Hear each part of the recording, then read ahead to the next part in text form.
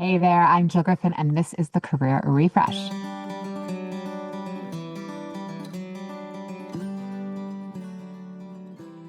Today, I want to talk to you about leadership.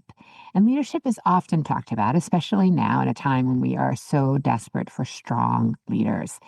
And I think people believe that leadership is like a destination, that once you get the title, once you get to the certain opportunity, it's like, ta-da, now you're a leader. And maybe that might be how it plays out for you. But I think the way I see it is that it's not necessarily that destination or that title, but it's really about a practice and a mindset that you get the opportunity to nurture throughout your career. And it's something that you're going to show up for, be intentional about, and you're going to be thinking through the various opportunities and challenges that pose themselves to you in the workplace, right? So it's not linear. And some days you're going to feel like you've got it, it's figured out. Other days you are circling back, you're learning again, and you are adjusting. And that's not failure, it's growth. And some people might say it's a failure. And listen, failures happen. I like to look at it now as a way in which that's a way it's not going to work. And we need to think this through. And how are we going to approach this differently so that the next time we're in this situation, we're able to learn from it, right? That's the growth mindset. I like to think of leadership as situational points or vantage points, right? It's not about climbing a level, it's understanding that you may move between your role, your environment, your industry, your organization, all based on your personal growth. So let's talk them through. The first one that I think is best labeled as self leadership, right? This is where it begins. This is the inner work. This is owning your mindset, your presence, your outcome. It's less about reacting and more about observing yourself over time. How do you respond when things start to go a little bit sideways or not go the way you had planned? How do you talk to yourself in those moments? How do you find equanimity, right? And that really meaning that whether you get a $10,000 bonus or a $10,000 bill, you're sort of like, all right, I'm still good.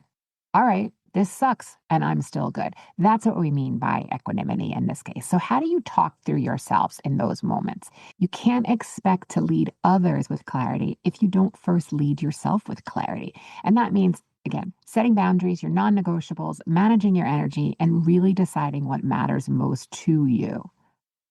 That's the first one. Second one is the relational leadership. This is you've gotten to a point where you're starting to understand the footing, the parameters, the swim lanes for which you're working within the role that you're in, and it becomes about connections. The relationships is where you're generating your leadership, and this is where you're getting your leadership also tested. So this is not about being just a great communicator, although that's really important. It's how do you communicate when you're in a state of what I like to call halt, which is the hungry, angry, lonely, tired. Those are the moments that can reveal a lot. Those are the moments when everybody's coming at you, your team is feeling demotivated and is looking for guidance. Someone just cooked fish in the microwave. Or you're working from home and you're feeling really frustrated about stuff that's going on around you at the same time trying to show up. And how are you showing up in those moments as you are relating and in community and collaboration with others? So, relational relationship is about trust, consistency, empathy. It's not just the soft feel good, which of course is important because we're human and we want more humanity in our relationships and the exchanges we're in, but what in the real day to day listening, how are we listening, clarifying, and respecting other people's perspectives and creating room for them? I often see that. As people are getting promoted up, they think that it's all about making sure they state their case and their point of view is heard. And it's important to be able to shape that. But leadership in this level is also about creating space for others. It's also making sure that you're not stepping on people and meaning that you're creating space for others. You're finding the right opportunities to draw them out and say, hey Jill, what are your thoughts on this? That you're creating space that others can look to you and be led by you. And that's the second one. So again, we have first is self leadership, second is relational leadership. So probably you can guess what the third one is. Team leadership.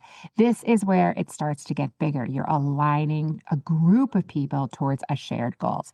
I once worked on a team that was completely stacked with talent. It was some of the most talented people I've ever had a chance to work with. And on paper, we were absolutely a dream team.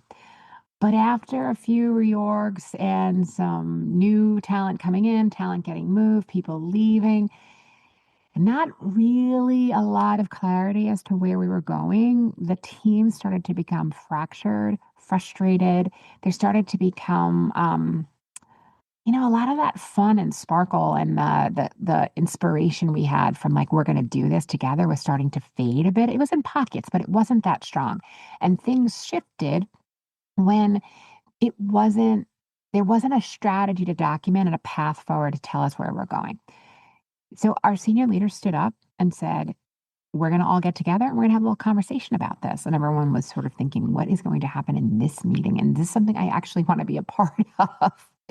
So it started with that leader saying, you know what, here's where I'm going to do better. And here's what I'm going to start doing. Here's what I'm going to stop doing. And this is what I need from you. Here's what I've been doing that will contribute to the value of, the end goal of the organization.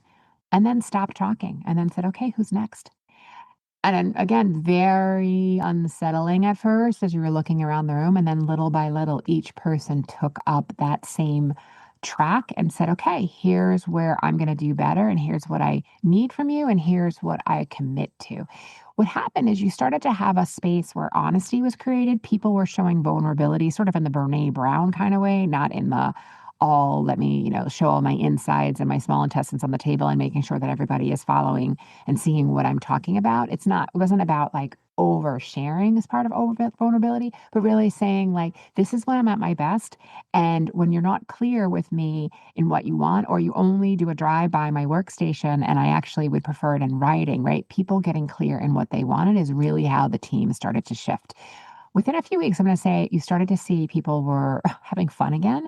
They were doing their job. We were creating good work. Clients even commented on like there seems to be a shift in the team. They seem to like each other. And that's the power of team leadership. Is like, how do you think about psychological safety, accountability, alignment, community, and how are people coming together? And everyone on a team is accountable for that, but it gets set by the leader, right? That idea that the fish stinks, rots from the head, right? You want to make sure that who you are as a leader of a team and that you're aligning to your own values and goals, those that align with your organizations, and really creating space for the team to also take accountability of their behavior and their actions and inactions and to create a path forward. All right. The next becomes organizational leadership. This is, if we're thinking systems or like the system level, this is not about your personal output anymore. This is about creating conditions so where other people can thrive without you micromanaging them or rescue them. This is how you working cross functionally with the other peers that are either at your title or in similar departmental leads. Um, I I coached a leader recently who I have their permission to share this, but they were absolutely trapped in the like, I'll just do it myself because it's faster and it's, they're sort of in that loop. So it felt safer. And what was happening is that they were doing everything. What they weren't challenging the team. They were overworked. They weren't getting everything done the way that they wanted to get them things done, and we're starting to feel that pressure and the cracks. The shift changed in our coaching, realizing that they were doing all the work. They were taking away the agency and the freedom of others to be able to step up and do the work. And sometimes you need people to struggle a little bit to figure out how to get there. I'm not talking about blowing the goal. I'm saying like let them figure it out. And when you don't think about organizational leadership and you're always solving everyone else's problems, it tends to create a distrust and a credibility in the organization. The other thing that I see that happens sometimes is that the individual will start speaking for you, right? So if I'm a leader and we go to a meeting with other leaders, I'm not letting my team speak because I can answer it better or faster, or so I think I can. And maybe you can because you have more seasonality and more experience in this area, but you're not doing anyone a service by sitting in and being the person who's answering all the questions. And I'll tell you, your peers and your executive leadership is also not thinking the same thing. All it's showing me is that you don't necessarily know how to lead a team. So when you think about organizational leadership, I want you to think about how are you scaling culture, empowering decision making, empowering um, sovereignty and self agency, and making sure that people are stepping into that accountability and letting get go of that tight level of control so that others can step up. Next area is what I call generative leadership. This is where leadership becomes stewardship. Your influence really extends beyond your direct team.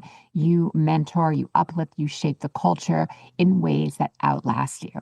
It could be reverse mentorship with a junior colleague. They could be mentoring you on something that they're seeing while you're also mentoring rising junior leaders. It can be rewriting what leadership looks like in your industry. Generative leadership, though, is not about age or seniority. It's about choosing to lead in ways that are magnetic and making sure that your presence ripples through long after you leave the room. So, being the smartest person in the room who is going to tell everyone this is what we need to do isn't necessarily generative leadership. Teaching others and helping them also learn, and therefore you can shape the culture in ways that it will outlast you being in the room. That's what we're talking about. This also may mean you taking a role within your industry or in a trade association or a trade group that supports your industry. Where are you making sure that your influence extends beyond the direct impact of your team and perhaps even beyond your subject matter expertise? Who are you on the leader? I find that people really love to talk about purpose, and purpose sometimes is a very overused word. I prefer intention. Purpose can feel fixed or forced.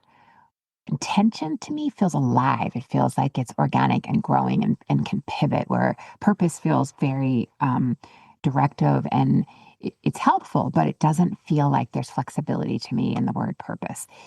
Intention is how you show up in the moment. It's what you prioritize. It's how you frame your impact. It's how you're making decisions when things get complicated.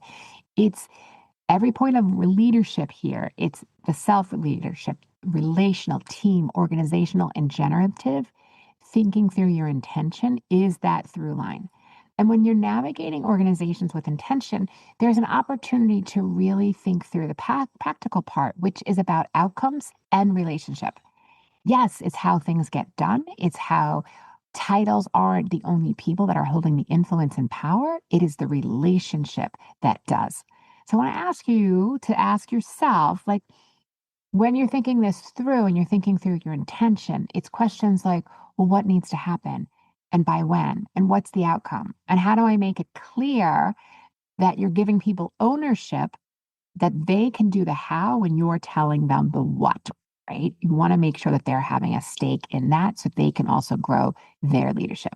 And along the way, I want you to never underestimate that there are small signals that you may see, that these small signals are those milestones in which we grow against, right? It signals respect when you're giving people an opportunity to step up along the way because you respect their intelligence, their expertise, their subject matter, and how they're going to show up for the company. So the question I'm going to leave you with is, who are you today as a leader? Who do you want to be as a leader? What's that gap? And what's the work you need to do? That's the work, right? Leadership is about nurturing this mindset. Okay, friends, I always love to hear from you. What do you think? What are your thoughts? How are you working through these various areas of leadership? And I always love to hear from you. So you can email me at hello@jillgriffincoaching.com. And if you need support, also reach out because I would love to be your coach or come into your organization and help you work through creating some of that team dynamics, increasing team dynamics, and improving culture. All right, until next time, really think through your leadership identity and who you want to be. Be in possibility and always, always, always be kind. All right. I'll see you soon. I'm Jill Griffin, your host of the Career Refresh podcast. My mission is to make workplaces more successful for everyone. So if you have ideas for topics or future guests, please email us at hello@jillgriffincoaching.com. Until next time, embrace possibility, be generous, intentional, and kind.